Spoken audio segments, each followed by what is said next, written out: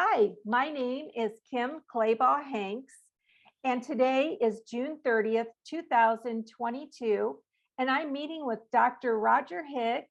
He's in Apple River, Illinois, and we're both online using Zoom. I'm going to conduct this recorded interview with Roger as part of the Brimfield Oral History Project, Voices from the Prairie.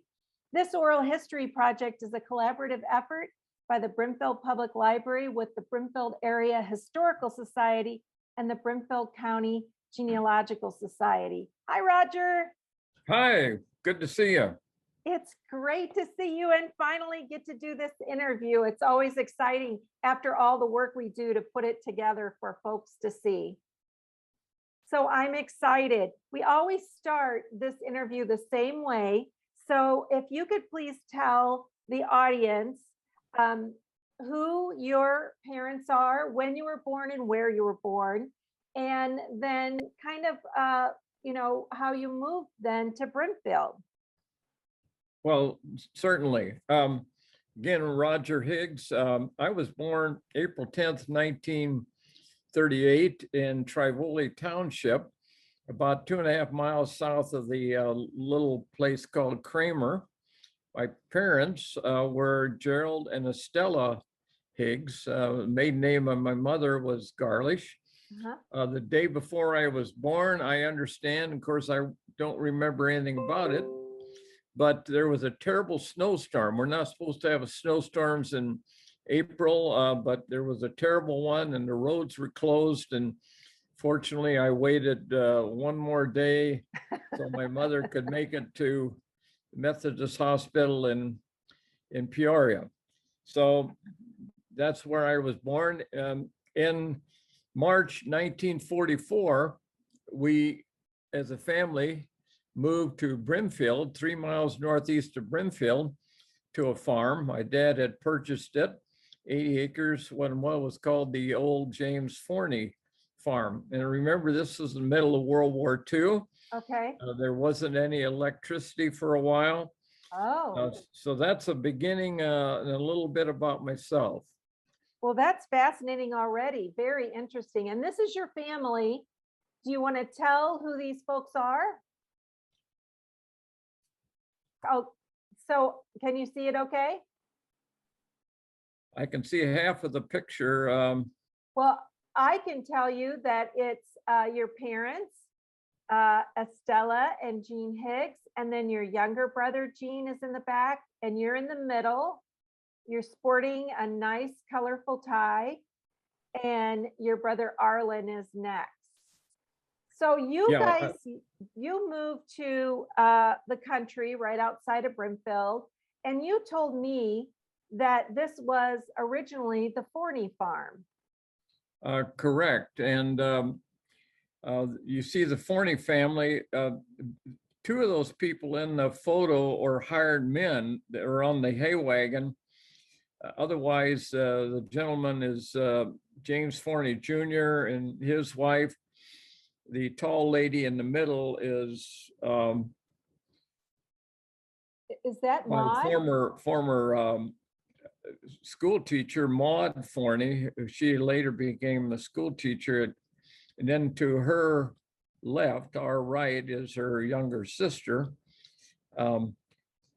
So, and then in the back, we see a beautiful barn. Yes. That barn was built in the 1890s. And my understanding was that they had a barn dance after they finished building that barn. It was always hard for me to imagine that they would have a barn dance, but that's the way they did things. So was all these buildings there when you went to live on the farm? The stripe building on the left in the background was what we called the machine shed. It was a buggy shed, more or less, at that time. The unpainted building to the right of the barn, I believe, is the old corn crib. Yeah. It was a complete wreck when we moved to that farm. Otherwise, the buildings are different. The fencing is different. in the front, we see a little bridge. There's a little creek, Yeah. little swale that runs through the middle of the barnyard, and animals could get water from there. Oh, really? Just a wonderful, wonderful picture of the times.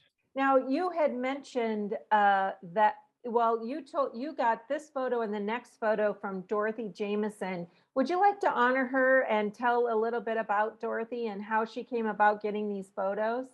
I was casting about on the internet,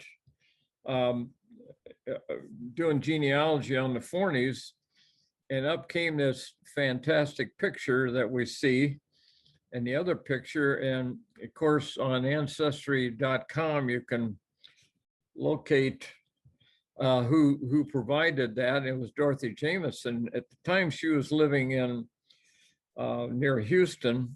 She originally was from Laura, and in fact, she wrote a history of Laura, Illinois. She has deep roots in the Brimfield area, but her husband eventually was hired by Standard Oil at the pumping station of Laura, and they eventually moved up the corporate ladder, and he ended up in Houston. So she had a lot of wonderful pictures, not only of the farm, but of Brimfield, and we owe her a debt of gratitude. Sure do. Thank you for sharing them with us. And this photo is of the Forney family in front of their farmhouse, which became your farmhouse. You thought about 1905. And so these are the descendants of James and Margaret Forney. So, and I've labeled this photo with Belle and Cora in the front, and Henry, James, Ephraim, and Leelander in the back. So tell us about when you lived there. Was this porch so ornate like that? They removed the ornate works on the porch, but the porch was there, and the house was there when I was growing up, and the house is still there. It was well constructed. It was not the original house on the farm. I have a feeling it was built, in the late 1800s. Sure. By the Forney family. So what was it like to grow up in on this farm? Well, farm life for us was a great life. We hear stories about this and that about farm life. In some cases, maybe people were overworked or this or that, or it was boring, but we had a great mixture on our farm of helping with the farm work and having enjoyable activities. It was a really good combination. And my parents had come from farm life where they had similar experiences. We tended to work hard when we needed to, and we I wouldn't say we played hard, but we had an enjoyable times as well on the farm. I could mention some of the things we did if you care to hear about it. But again, this farm was originally settled by James Forney. He came from Pennsylvania in 1852. He had a couple brothers that also came, one to Kickapoo Township and one to Woodford County at the same time. James was a township official, a supervisor, an assessor, etc. Interestingly, my dad, Gerald, was the township clerk for many, many years. Anyway, this is in Section 7 of Jubilee Township. And I came here at the age of 6. My brother Arlen was, I believe, 5 years old at the time. There was no electricity on the farm. Well, you don't see any electric poles in that picture. Right. There weren't any till spring of 1944. And I grew up with electricity as a kid. So I thought the world had come to an end when we didn't have electricity. We for several weeks, we subsisted with carrying around kerosene lanterns and the like. But this was in the middle of World War II, and it was hard to get electricians at that time. My dad farmed the farm with a what's called a two-row, two-plow Allis-Chalmers tractor. He also used horses some. He sold his good corn picker when he moved. He was farming 360 acres, and he sold the corn picker so he could help buy the farm. And so he had to harvest corn by hand, 40 acres the first 2 years. And occasionally my mother would help, and in later years, my brother and I would help open fields by hand, by harvest. The first year, they had a terrible hailstorm, and I remember it. It broke all the windows out in the north and west side of the house. But fortunately, my father had insurance, but much of the neighborhood didn't. But it totally ruined the crops. Wow. So it was not a good start. But that was during the war. The prices went up, and in 1951, my father was able to buy 80 more acres across the road from Conrad Klein.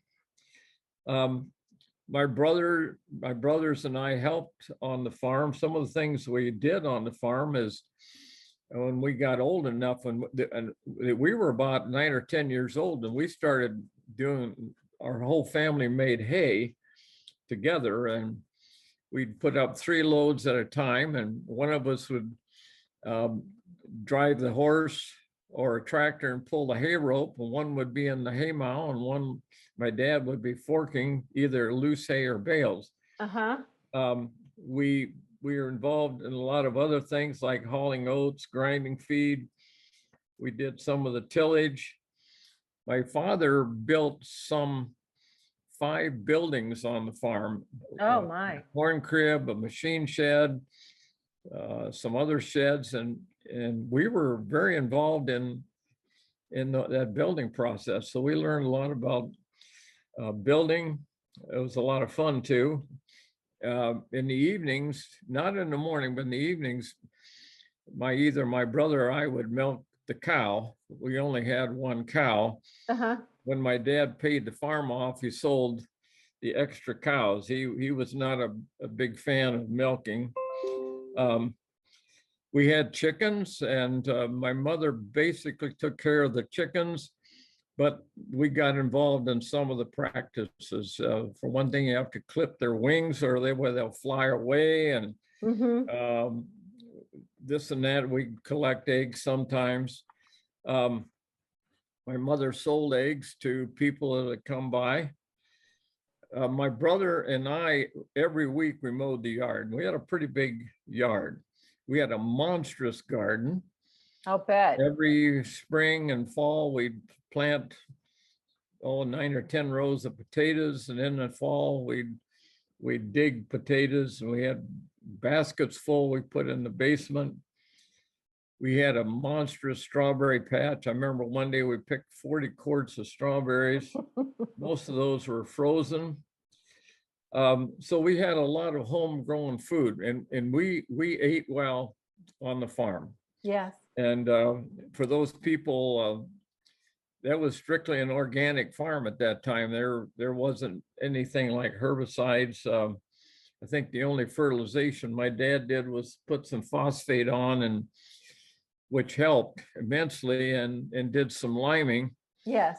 But my brother and I were involved in 4-H and FFA, and we had projects like swine and beef and sheep.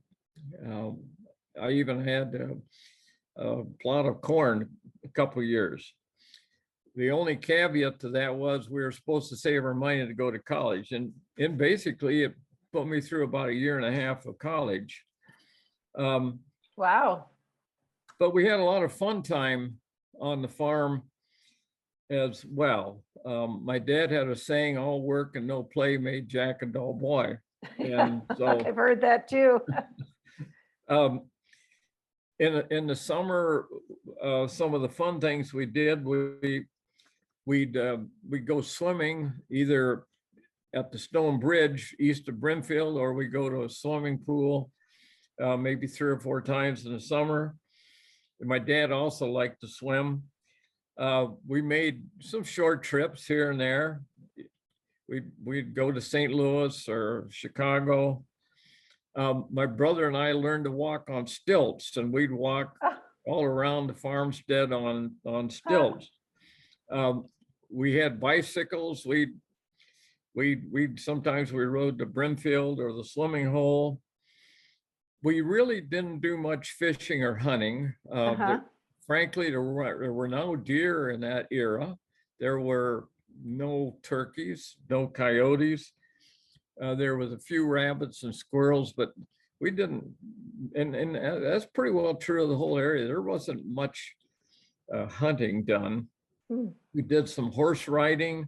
We had a horse we'd ride it to get cattle.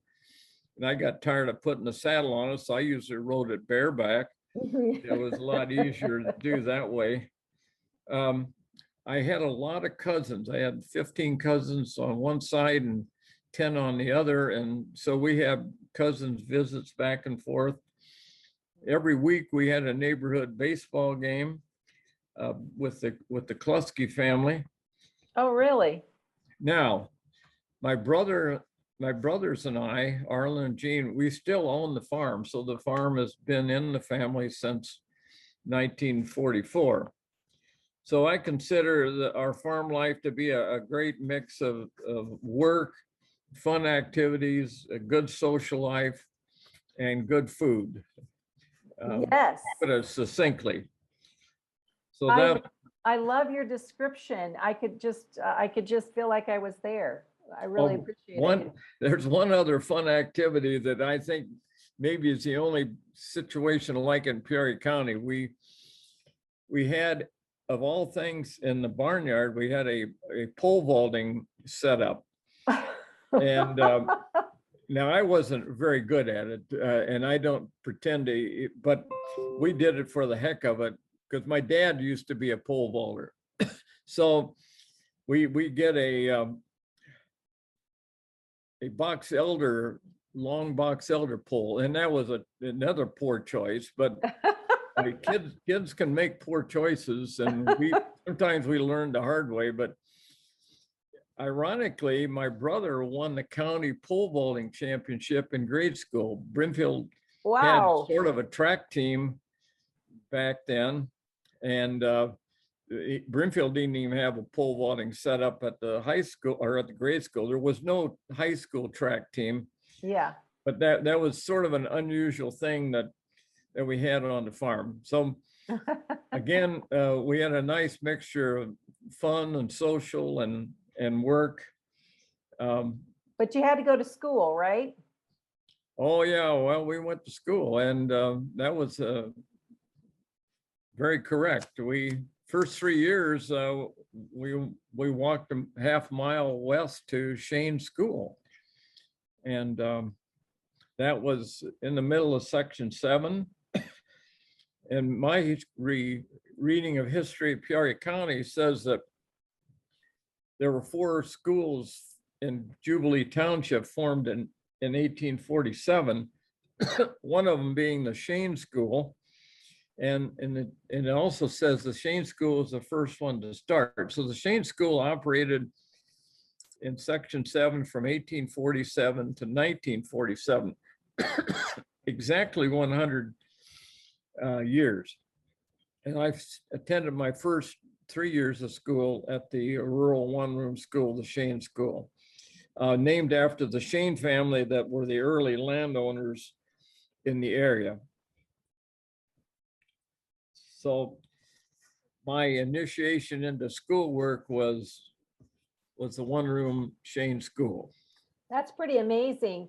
We have a couple of clips from the Brimfield paper, and what I just showed a minute ago was a little bit later in time, even though it started in the 40s, in 1887, this person here deeded the land in 1877 to the school district so that they could use it until they weren't using it for school purposes anymore, which was about 1947 then, right? That's when Shane School closed and they moved to Brimfield Grade School. That location on that map is exactly where I went to school, at the Shane School. It was located on the top of a hill. Yeah. We had to climb up the hill, wasn't a real big hill, to go to school. So that all makes sense.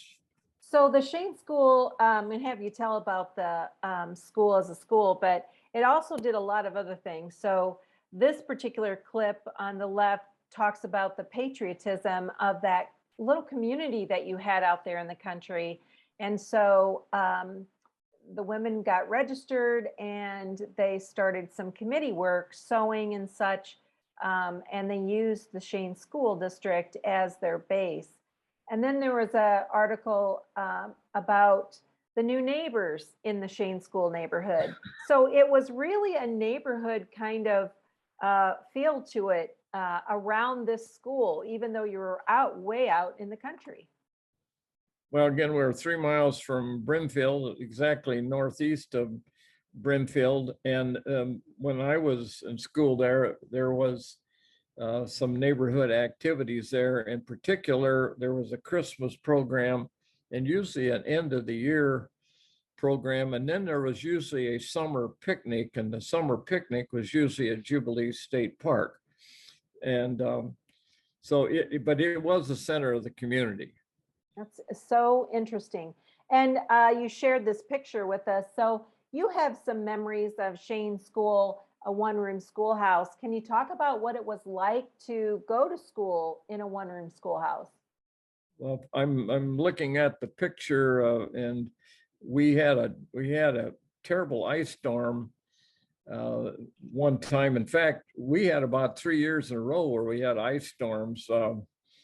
But the picture shows myself on the left and my brother Arlen on the right with lunch pails, boots, coats, and we walked to school on the ice.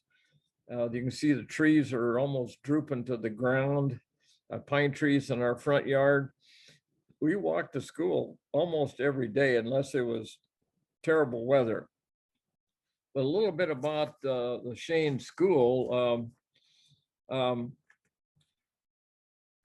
When I started there in the fall of 1944, I was 6 years old and something like 4 months.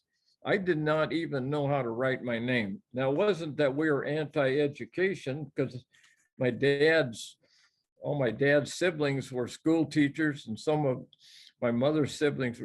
It's just apparently it wasn't that big a deal. So, yeah. But I didn't even know how to spell my name, and I didn't know how to read. There were no kindergartens, but we were in the middle of World War II, and people really were busy then. The war effort really occupied people's lives. Yes. It's hard to conceive. Yes. And even as a child, you could sense that this wasn't the way it usually was. I see. But anyway, the school year started with, we had 12 students and 3 families moved away. I think all 3 of these families were families of farm hired men, farm laborers. And we ended the year, we only had 3 students in the school, myself in the 1st grade, and Mary Ann Klusky in the 1st grade, and Charlie Klusky in the 2nd grade. And to make it even stranger, one day in April, both of them got sick. So I showed up at school, and I was the only kid in school for a couple of days. Wow. Which is pretty unusual. But anyway, then 3 years later, or when I was in 3rd grade, we had 6 students, the Kluskys, Clarence Catton Jr., my brother Arlen, and I were the 6 students. And then the school closed, and all of us then the next year became part of Brimfield Consolidated School. So did you have blackboards and a coal furnace and all of that? I'll sort of describe the school building. In the front of the room was a blackboard that went across the whole front of it. Across the top of it was how you wrote your ABCs, lowercase and uppercase and cursive. And there was, to my best of my memory, a slight platform in the front of the room. There was a furnace in the back of the room, and the teacher always fired up the furnace before we got there. And usually it was, with coal, and sometimes they got it started using corn cobs. There was a coat room when you come in the building where you hung your coats, and there was also a water cooler where you could get a drink. We had water, we had paper cups that we used. It was pretty sanitary. We didn't have a single tin cup, so it was pretty sanitary. But the kids each day would go to the well and pump a bucket of water and put it in the cooler, and that was a source of water. Oh, I see. And the school, there was also in the front of the school room a recitation bench. So if you were in second grade reading, the teacher would say the second graders, you come up here and we'll go through your reading lesson. And we basically were involved in reading and the 3 R's, reading, writing, and arithmetic. And we had an excellent teacher. So we did pretty well in that regard.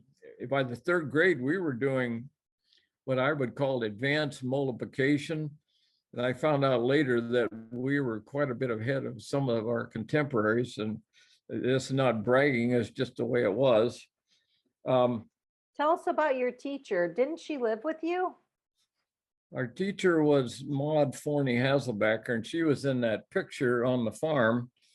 And apparently she taught at Shane School off and on different times, but she was the teacher the 3 years I was there. And again, an excellent teacher. And she stayed at our house during the winter. Her and her husband lived in Peoria. And when it was good weather, she drove back and forth every day. But she stayed in our house during the winter and during the week. And then she'd drive back to Peoria on the weekend. I can still remember on every evening, and of course, this was in the middle of World War II. And we would listen to the war news. And of course, the kids had to be quiet. And I still remember hearing things about the Battle of the Bulge, and since then I've been kind of a history buff, reading about what really happened then, because I didn't know what was happening, particularly, except I knew it was a terrible war. Yes. But also about school, not only do we get a good education, every morning we would start off by singing, and Maud Hasselbecker could play a mean piano.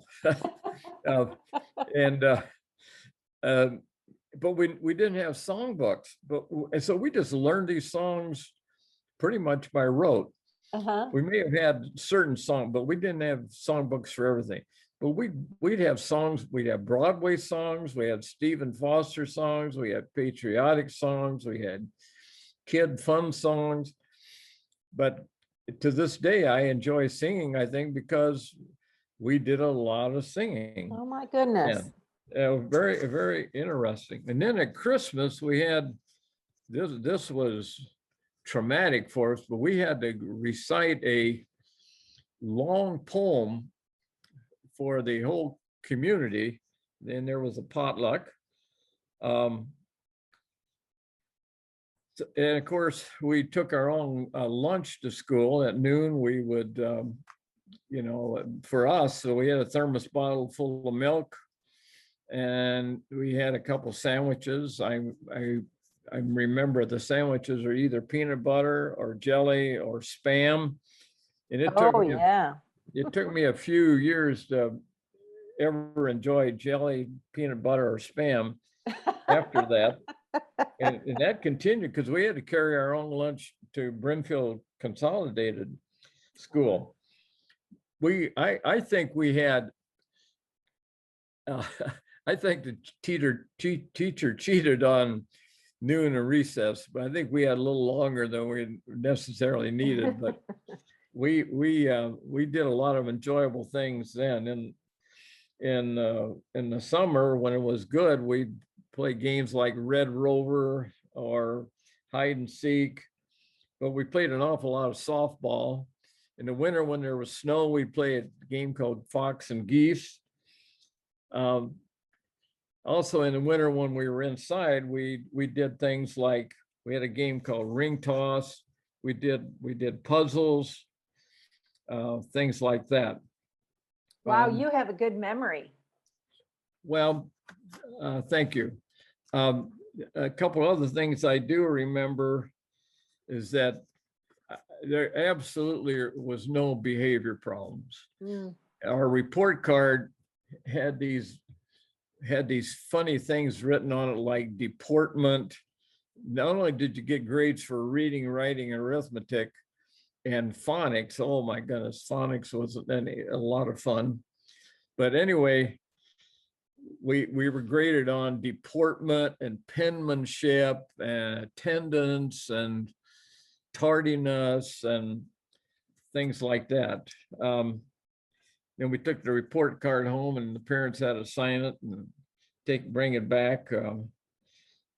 So that's a little about the school.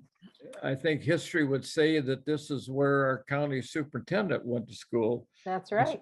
Mr. Hayes, he went to school there. The longest serving regional superintendent there was.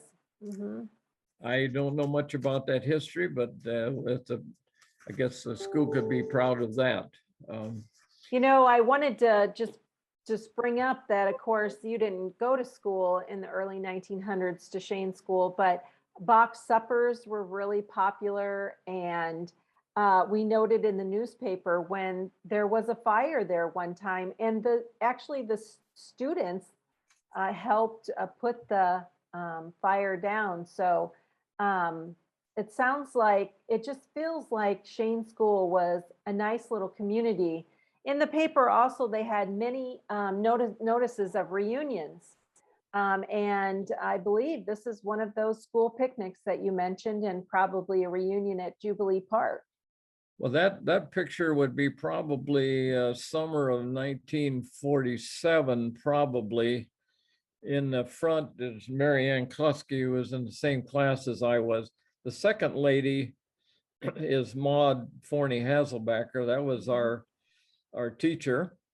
And it's a good picture of her. Yes. About the sixth lady down there is Bernice Miller Johnson. This one, Yeah, the one leaning out is Mrs. Welch, Mrs. Charlie Welch, who lived about a half mile west of the school. But so we have actually we had both the two most recent teachers there, because Bernice taught before Maud Hazelbacker did. Bernice Johnson was my first grade teacher and my second grade teacher. How about that? That's pretty interesting. And this is you right here. I'm back there standing up drinking Kool-Aid or probably lemonade. This is a great photo. Yeah, and that's pretty nostalgic. But that was an annual event. And all the picnics for about everything at Brimfield, they ended up at Jubilee Park for, sure. That was usually one of several picnics we had there in the summer. Yes. Well, let's transition to going from Shane School to Brimfield Grade School. I love this photo you provided. So tell us a little bit about this. It's about 1950, so you a little bit older. Well, that shows me, we had a basket on our garage. We also had a basket on the outside of the barn, and we had one in the hay mow in the barn. And Wow. when the hay was gone, we could play in the hay mow in the barn. But when there was a few minutes, a lot of times I'd grab a basketball and practice, and I was able to play. I played 3 years of varsity basketball at Brimfield. I wasn't particularly athletic, but I kind of made myself do, and it was a lot of fun. And you got some practice starting here at the farm. And note that this is still that barn that we saw in that first photo. Yeah, and part of the reason for the picture is to show some of the farm in the background. It's a pretty average, typical farm for the time. It's very, very interesting. Now, so you went to Brimfield Grade School, and it looked like this. And you have told us some stories about what it was like when you transitioned, because your school closing wasn't the only school. Other schools in the area were closing and coming to the grade school. There were something like 7, it could be 6, it could be 8 rural one-room schools that consolidated and were part of the consolidation, and the students went to Brimfield Grade School. When I was in the 4th grade, if you look in the lower level on the left, that's where our room was. Well, we only had half of that room, and they crowded about 35 students in that area. To my best of my memory, all 8 grades were in that school, but a year or 2 later, the 7th and 8th grade were moved to the high school building, and they had their own separate area at high school, because I think it was just a little too crowded. Yes. In this building. The upper left, as we see it, was where the 6th grade was at. The 1st grade was on the right side on the back. The 5th grade was on the back side on the left. The principal's office was in the kind of in that tower in that 2nd floor. Huh. That was a little bit about it, but it was quite a transition. And people came from schools, had different levels of preparation. We had a teacher, an excellent lady, Miss Elliott.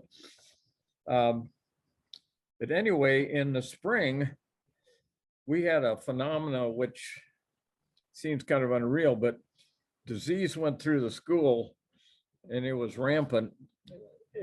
Almost everybody got the mumps. This is in the spring of that 4th grade. Almost everybody got the mumps, the chicken pox, the 3-day measles, and the German measles. And at least in our case, my dad also got the mumps, which wasn't particularly good. And of course, the measles, you had to keep the house dark, it hurt your eyesight. And so it was a tough spring for disease, and people missed a lot of school. We had, I believe, 5 students in my class were held back for various reasons.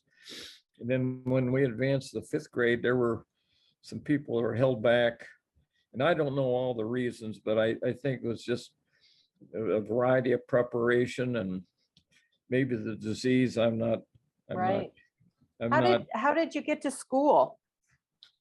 Well, it's interesting. There were school buses, but northeast of Brimfield there weren't many students living that way. So they hired my dad to bring bring the Catton family, the Kluski family, Higgs's, well, and Bernice Johnson's kids too, and to school. And my dad did that for about 3 years. And then that route became the route for the famous Cracker Box bus. The bus was straight out of the 1920s, I think. It was really it looked like an antique. It was a smaller bus. And some of the school districts now are going to these smaller buses. Yeah. It makes a lot of sense, but we had that little small bus, and that's how we went to school. When I got in high school, I was able to get a driver's license at the age of 15 by just simply sending $5 to the Secretary of State, no driver's test. And so I was able to drive to high school, partly because my brother and I both had basketball practice or baseball practice. That was maybe half the time. The rest of the time we rode the bus. So that's how we got to school. Well, I couldn't help but find a couple of articles about you in high school. There's an article here from 1956 about baseball and how well your team was doing. And you're in that article. And then one from 1955 from basketball and how that you guys pulled out a win. So that was fun to find.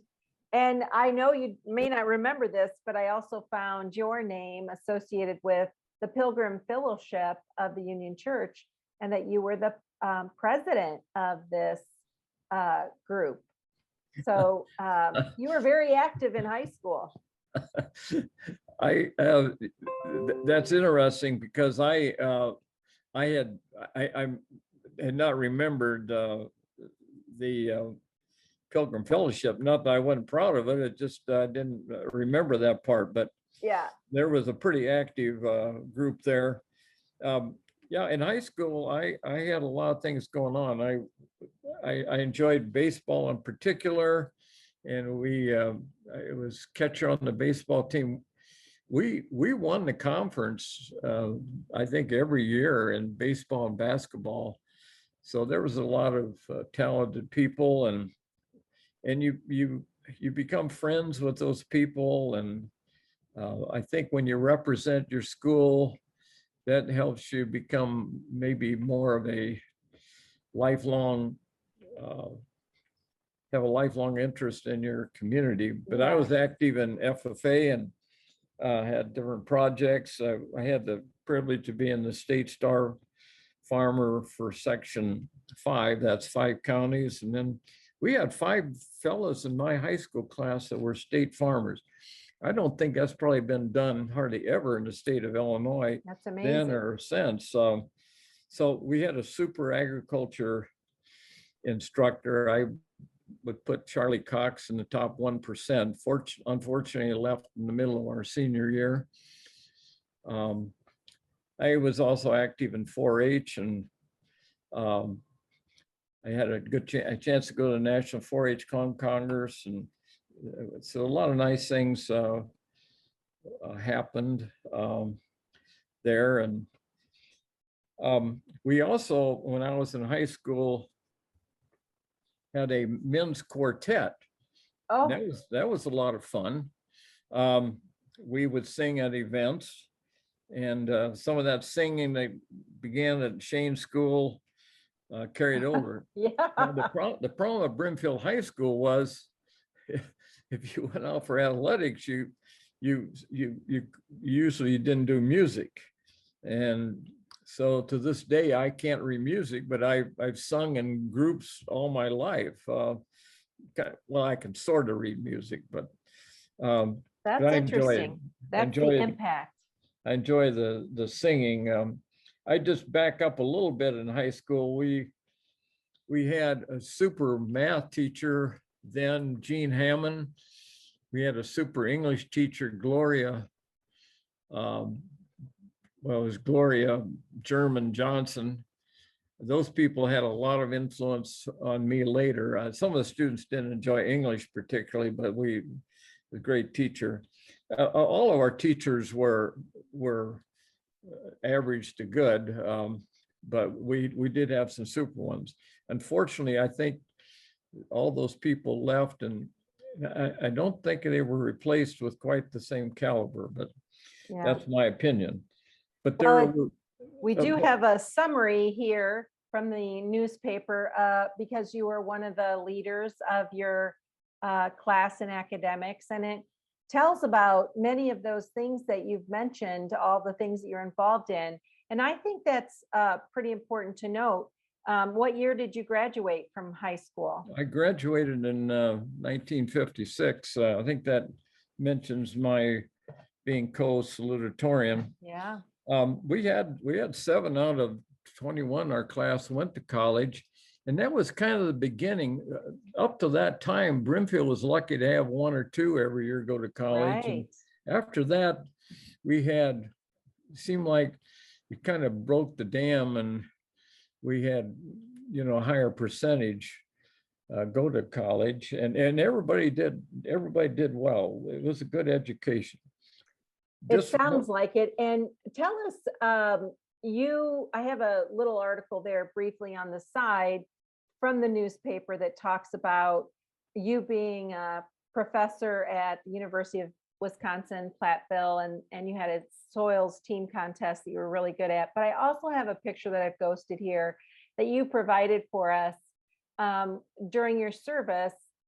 So can you tell us just briefly, I'd like to know a little bit about your service and also what you did with your education, how Brimfield boosted you. Okay, I'll try to do that in order. The photo there is, I was, when I went through college, I decided to go through the officer training ROTC portion, and I became an officer, and I had a tank platoon at Fort Riley, Kansas. This was in 61 and 62. This is a picture during an Inspector General inspection, and you can see the tanks that we had. I'm the second person from the right in the photo, and we were in our Army fatigues and all spit shined, and our platoon ended up having the best record there during that inspection out of 15. I wasn't a particularly super gung-ho person, but I got along great because I just wanted to serve my country and do it the best I could. It wasn't going to be my career. I knew my career, I wanted to go on for further academic training, but I did want to serve my country well. Well, thank you for that. Then I had 6 years of active and reserve duty. My career, I received a BS and MS at the University of Illinois in agronomy, and then at Iowa State University, I received a PhD in plant genetics. I was also in charge of the Iowa corn yield test during that time. I'd also gotten married in 1962 to Shirley Francine Klepfer. She's from Wyoming, and we had 2 children. We went to school in Iowa State at Ames, and anyway, then from there I went to University of Wisconsin at Platteville and southwest Wisconsin, spent 37 years there, and I taught principally crops, soils, and land reclamation. We had some good fortune of having 11 national champion soils teams and 10 national champion crops teams. That's probably what the article refers to. I think so. Which is, I think it all goes back to having a good foundation along the way. Between your family and Shane School, Brimfield schools, it sounds like you were well prepared for what became your career for a lifetime.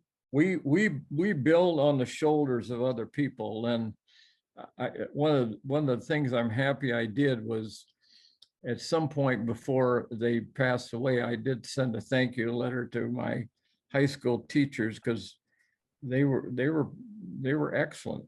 Yeah, that's really wonderful. As a teacher, I love that you did that. Pretty amazing. Well, we don't tell people we appreciate them enough, in True. my opinion.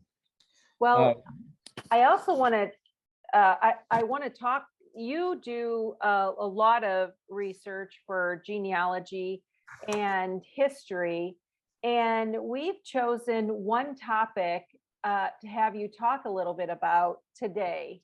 And it's really historical in Brimfield, the Brimfield Community Company.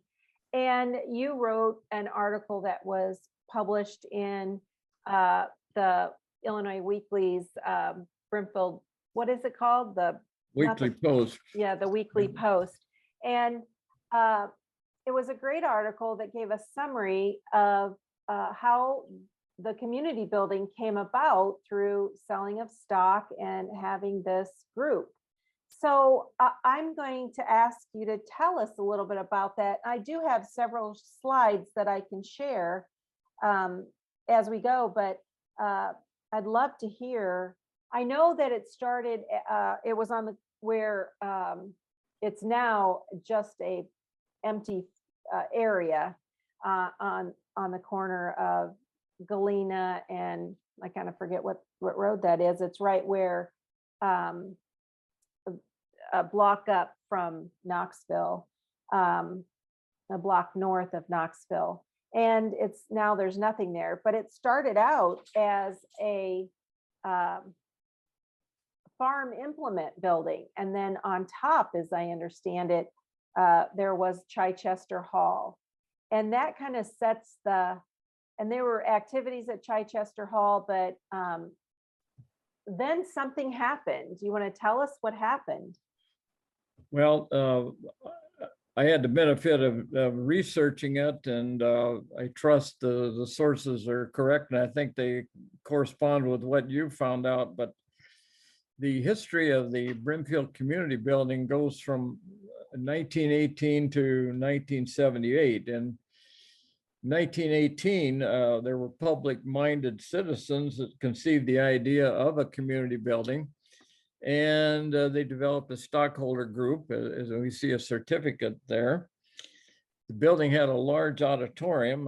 The size, I understand, was 74 feet by 110, and I was in the building, and there's a nice photo of the building.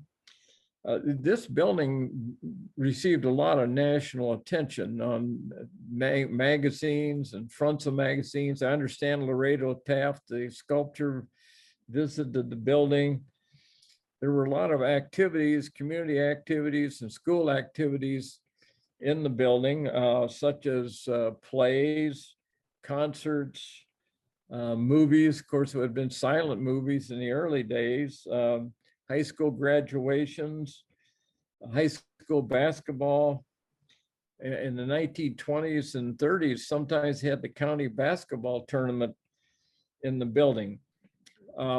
Building foreclosed in 1939. Of course, the Depression really hurt the community. And that was probably one of the results. In 1945, Mort and his wife, May Ewalt, bought it and created Ewalt Recreation. Now, I remember Mort and May. I roller skated there a lot, and a lot of my friends, basically from about the 5th grade through the 8th grade. Once you got in high school, you had too many other things going on, but roller skated there almost weekly in the winter. There wasn't normally much in the summer. I did my first bowling there. There were 6 bowling alleys in the basement. I understand it started with 2 bowling alleys. The bowling alleys were unique in that there weren't automatic pin setters. The pin setters were kids from the community. I remember Jerry Miller was one, the Pillmans, I think Dale Sollenberger, There's some people I remember that set pins. So those were the main activities there. Sometimes there were parties, a lot of clubs, church groups, 4-H's, scouts would have skating parties there. In 1948, when the Catholic Church burned in Brimfield, and I remember the day like it was yesterday, they held their services there for 2 or 3 years till they built a new building. I heard about the building from my father because he participated there in 1928 when they had the county basketball tournament. And they had quite an experience. He played for Trivoli High School, and they had a high school in Trivoli in the 1920s, and really a good school, and they had a pretty good team. He had two other brothers on the team, but anyway, they took a Buick car and they got as far as the Kickapoo River east of Brimfield, and the highway, the concrete portion of the highway stopped there, so they had to walk to Chamberlain Corners, which is the corner there east of Brimfield on 150, and then it was mud, and then there was a wagon that picked them up, and they got a wagon ride to Brimfield. They stayed in people's houses. Wow. They had 2 or 3 basketball games. Then after the tournament, they walked the railroad tracks to Elmwood, made a phone call, and there were telephones then, and they got a ride from Elmwood back home.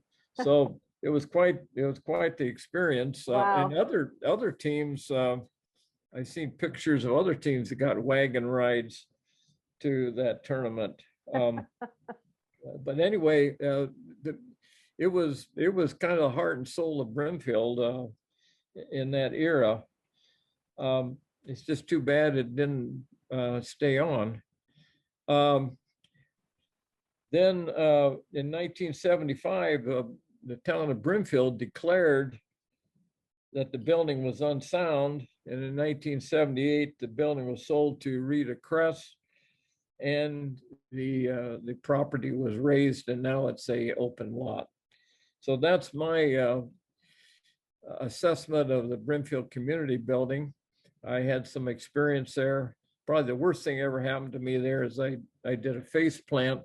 I was about the 7th grade and broke a front tooth, but I can't blame that on anything but myself.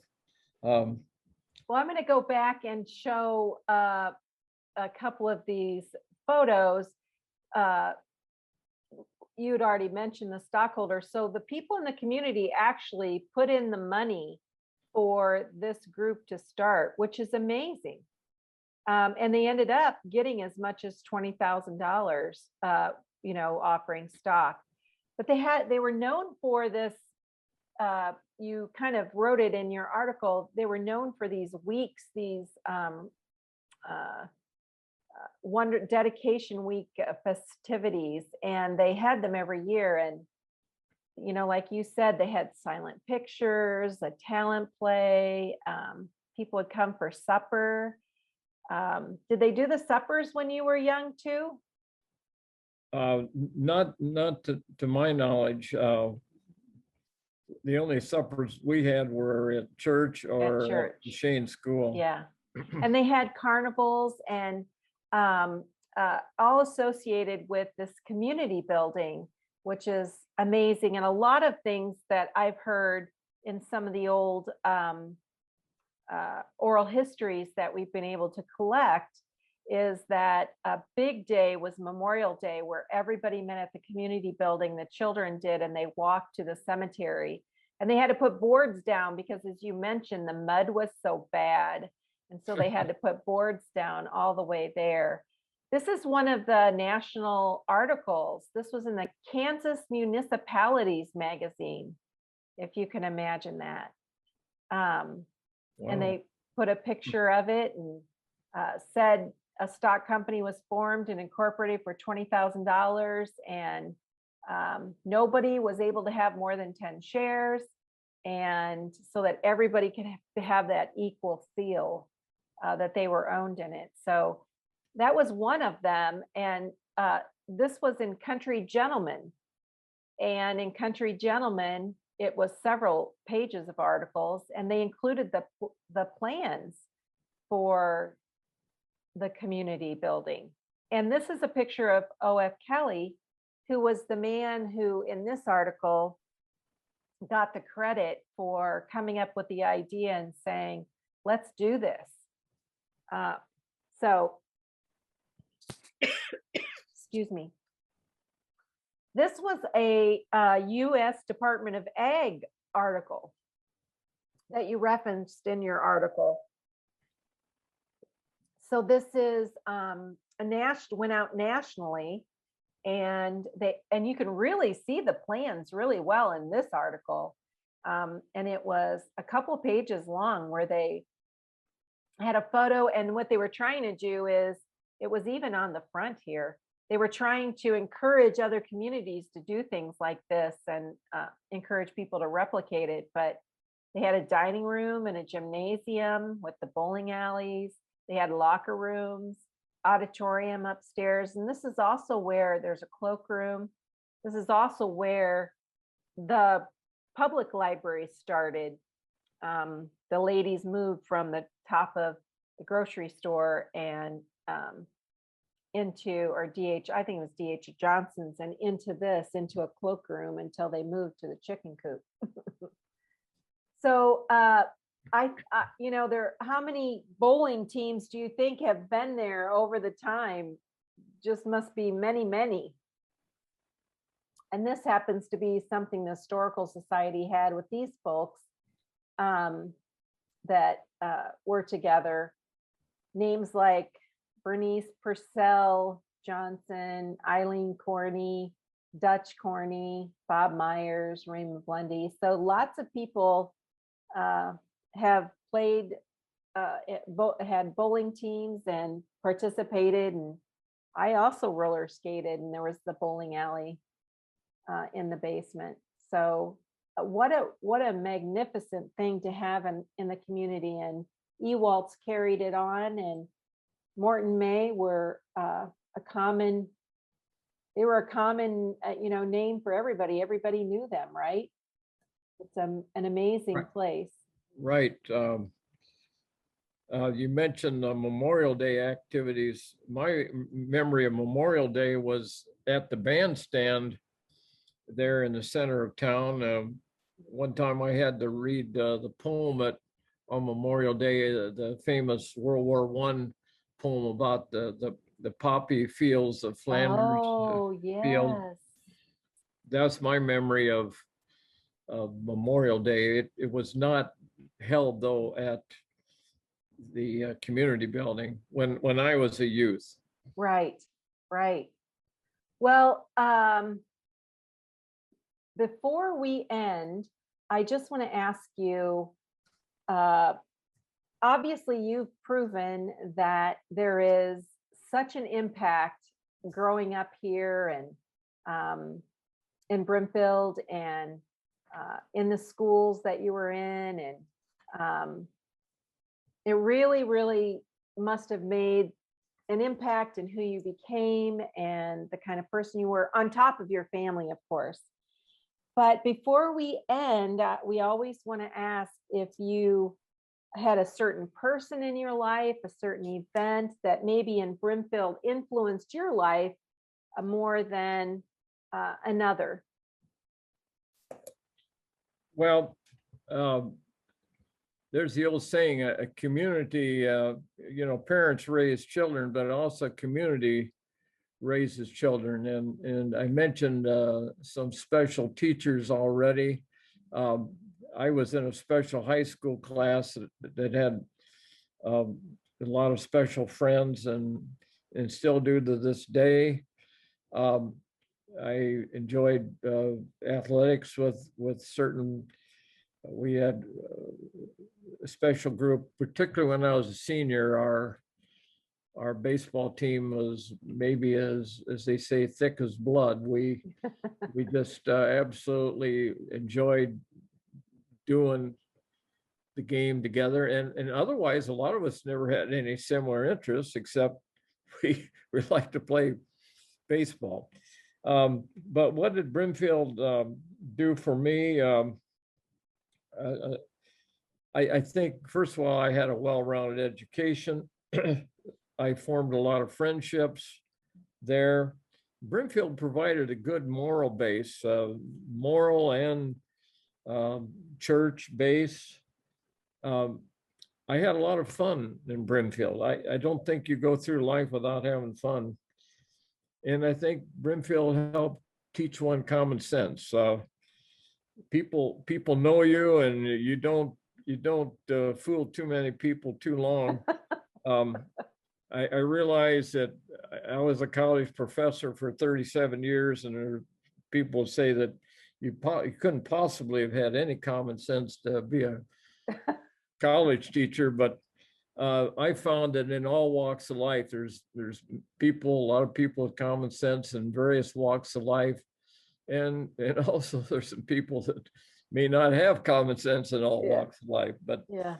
So Brimfield is special to me. I still, as I said earlier, I'm a taxpayer, and I'm part of Brimfield community to this day. So And I've aren't you getting ready for your reunion, your class reunion? Yeah, our 1956 class is having a reunion at Jubilee Cafe. There's only a handful of us that are going to be able to make it. We're looking here at about July 28th. And yes, we are having a reunion. And our family has a reunion on our farm.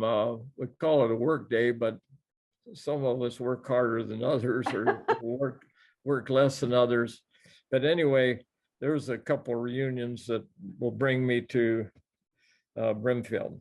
So thanks for bringing that up. And I have enjoyed sharing my thoughts with you, and I hope they are beneficial to those that may listen. Well, thank you. And for those who will listen, there's a lot of preparation that goes into this. So Roger was able to provide a lot of photos and description of those photos. So it's not like we just sit down and have a chat. There's a little bit that goes behind it. So thank you very much. And I'm sure that many people will be listening to this and learning more about what it was like. So thank you very much, Roger. Thank you.